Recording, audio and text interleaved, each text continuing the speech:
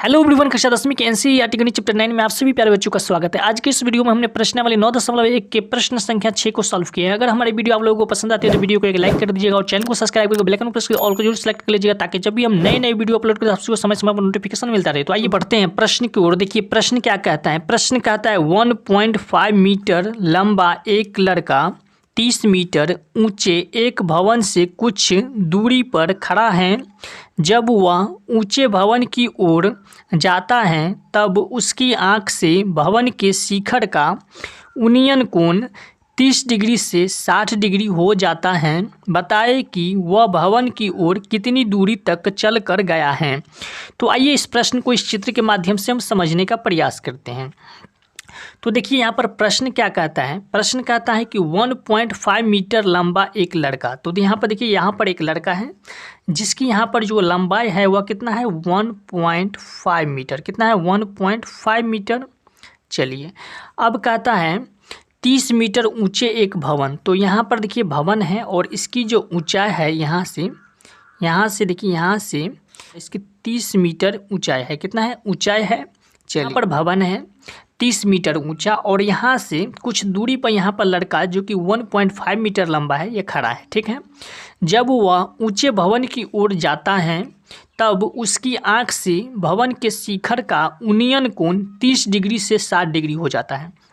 पर कहने का मतलब है कि जहाँ पहले लड़का खड़ा था वहाँ से भवन के शिखर का उन्नयन कोण देखिए यहाँ से जो इसका उन्नयन कोण बनता था पहले वह कितना था यहाँ से 30 डिग्री था। कितना था 30 डिग्री था। अब यहाँ से लड़का कुछ दूर आगे बढ़ा, यहाँ पर आ गया, यहाँ पर आ गया। चलिए मान लेते हैं कि यहाँ पर ये लड़का आ गया। चलिए और यहाँ से इसकी आँख से जो उन्नयन कोण बना शिखर का यहाँ पर इस भवन के शिखर का वह कितना है 60 डिग्री है। कितना है 60 डिग्री है।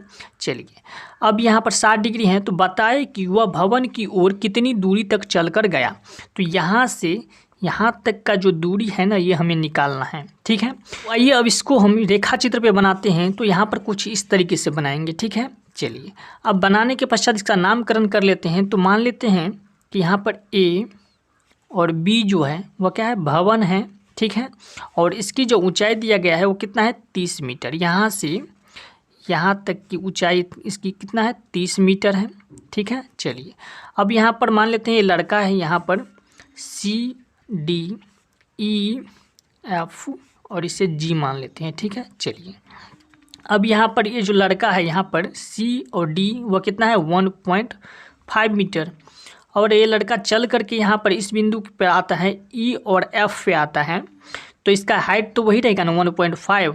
यहाँ पर इसकी जो यहाँ पर देखिए यहाँ पर कोण जो बनता था वह कितना बनता था यहाँ पर 30 डिग्री बनता था और यहाँ पर कितना 60 डिग्री, यहाँ पर 60 डिग्री बनता था। चलिए अब इसका हम वर्णन स्वरूप यहाँ पर लिख लेते हैं। तो इस चित्र में हमने जो चीज़ यहाँ पर अंकित किए हैं उसे यहाँ पर हम क्या करेंगे वर्णन स्वरूप यहाँ पर लिखेंगे। यहाँ पर लिखेंगे माना कि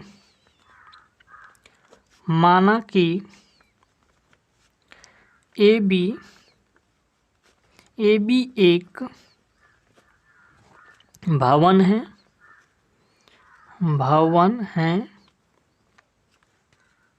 है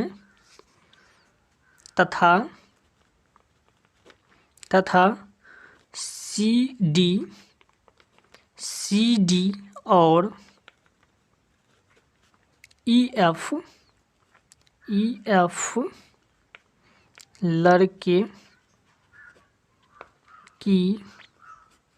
लड़के की दो स्थितियाँ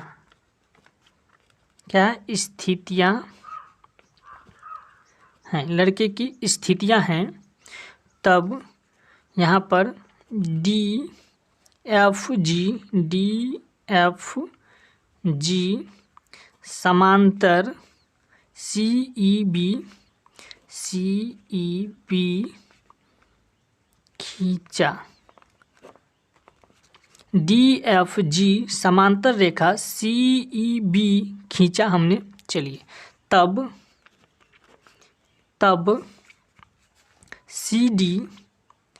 CD बराबर EF बराबर BG जी बराबर कितना हो जाएगा 1.5 मीटर। कितना हो जाएगा 1.5 मीटर। तब यहाँ पर कोण बनता है, जरा यहाँ ध्यान से देखिए, कोण जी डी ए बराबर 30 डिग्री, जी एफ ए बराबर 60 डिग्री बनता है। चलिए अब यहाँ से हम आगे बढ़ेंगे प्यारे बच्चों। तो यहाँ पर समकोण त्रिभुज डी जी ए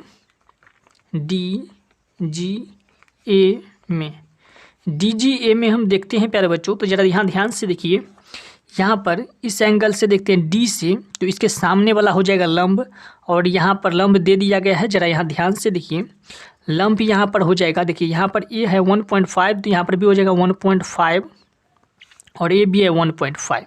तो यहाँ पर पूरा यहाँ पर भवन की ऊंचाई कितना दिया गया है 30 मीटर दिया गया है। तो यहाँ पर 1.5, यहाँ पर 30 मीटर में से यहाँ पर हम 1.5 मीटर को हटा लेंगे, तो यहाँ पर हो जाएगा कितना 28.5 मीटर हो जाएगा।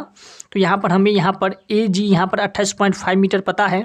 तो इस एंगल से देखेंगे यहाँ पर डी से, तो यहाँ पर डी से देखते हैं तो ये हमारा लंब हो जाता है। तो लंब यहाँ पर दे दिया गया है, तो हमें यहाँ पर आधार निकालना है डी और जी।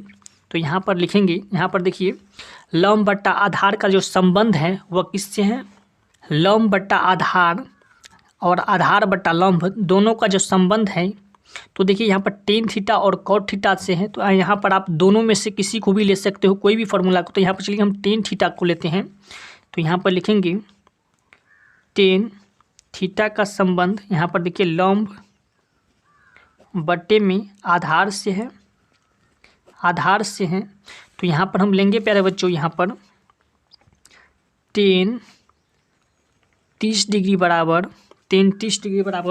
यहाँ पर लंब। तो देखिए लंब यहाँ पर इस एंगल से लंब हो जाएगा यहाँ पर ए जी। तो यहाँ पर लिखेंगे ए जी, और बट्टे में यहाँ पर आधार हो जाएगा यहाँ पर डी जी। तो यहाँ पर हम लिखेंगे डी जी। तो यहाँ पर ए जी दे दिया गया है कितना 28.5 मीटर। तो यहाँ पर हम लिखेंगे 28.5 और बट्टे में डी जी हमें निकालना है। तो चलिए यहाँ से आगे बढ़ते हैं। तो यहाँ पर 30 डिग्री का मान हो जाएगा, 30 डिग्री का मान होता है 1/√3 बराबर 28.5 बट्टे में डी जी। तो यहाँ पर हो जाएगा, इसीलिए डी जी बराबर, यहाँ पर क्रॉस मल्टीपल करेंगे तो यहाँ पर डी जी बराबर हो जाएगा 28.5√3 ये मीटर हो गया। चलिए डी जी हमारा निकल गया, तो इसे हम मान लेते हैं समीकरण 1। चलिए अब यहाँ से हम आगे बढ़ते हैं। तो यहाँ पर देखिए, फिर यहाँ पर हम लिखेंगे समकोण त्रिभुज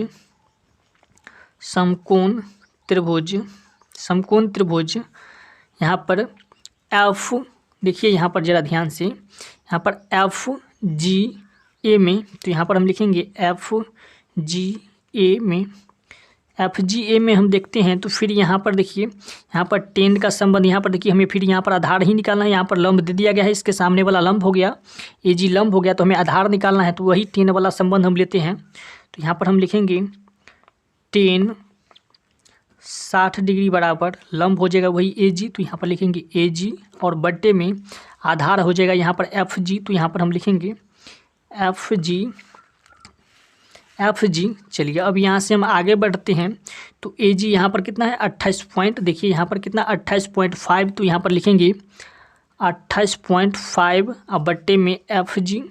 चलिए टेन 60 डिग्री का मान होता है यहाँ पर √3, तो यहाँ पर √3 देंगे, और बराबर यहाँ पर 28.5 बट्टे में एफ जी। चलिए अब यहाँ से हम आगे बढ़ते हैं प्यारे बच्चों। तो यहाँ पर देखिए, यहाँ पर क्रॉस मल्टीपल करेंगे, यहाँ पर बट्टे में 1 देंगे, कोई दिक्कत नहीं है। चलिए अब यहाँ पर क्रॉस मल्टीपल करते हैं। तो यहाँ पर देखिए एफ जी और √3 को गुना करेंगे, तो यहाँ पर हो जाएगा √3 एफ जी बराबर 28.5 को 1 को गुना करेंगे, तो यहाँ पर हो जाएगा 28.5।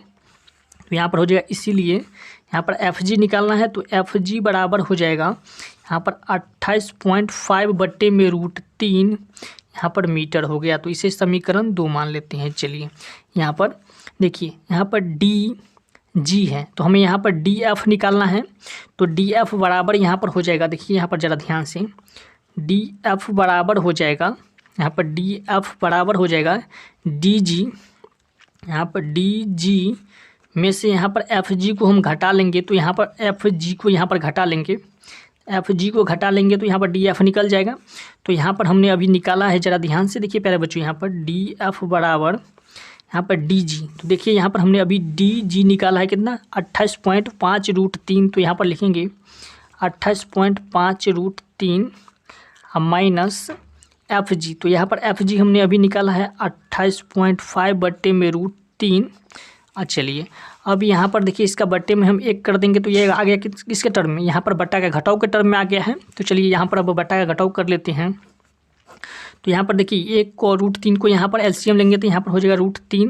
चलिए अब यहाँ पर देखिए इस यहाँ से 1 से √3 में भगा देंगे तो भागफल आ जाएगा √3, और √3 से यहाँ पर 28.5 √3 में गुना करेंगे तो यहाँ पर हो जाएगा 28.5 × 3 माइनस यहाँ पर √3 से √3 में भागा देंगे तो यहाँ पर आ जाएगा यहाँ पर 1 हो जाएगा भागफल, और 1 से यहाँ पर 28.5 में यहाँ पर हम क्या करेंगे, यहाँ पर गुना करेंगे तो यहाँ पर हो जाएगा 28.5 बराबर हो जाएगा 28.5 × 3 को अगर हम गुना करते हैं तो यहाँ पर हो जाएगा प्यारे बच्चों यहाँ पर कितना 85.5। तो यहाँ पर लिखेंगे 85.5 माइनस 28.5 और बट्टे में √3।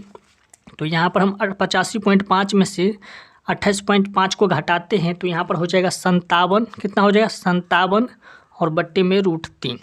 तो यहाँ पर देखिए प्यारे बच्चों यहाँ पर